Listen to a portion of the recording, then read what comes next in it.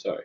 So the GPA stuff here, this is basically where I'm doing bronze, silver, and doing all the cleanup for the data as it's coming in. This is from some external sources that I have, as well as some internal data sources that we are working on to try to build up a good data set for a model, which I'll take it into these areas in the next part of the project. But so far, you can see I have basically just Databricks notebooks that's cleaning data, bringing data in, making sure that all the stuff's populated correctly, making sure that my data set's clean, using SQL, using Python, and using many of the PySpark techniques too that are part of Apache Spark and Databricks.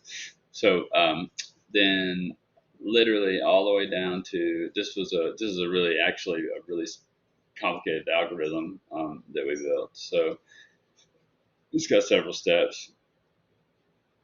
This is ranking different finds. Yeah, so we got a whole lot of stuff in it that's good. And then basically, so what that returns, so you can see what all that actually does is there here. Yeah, so see, it created 12 tables that code did.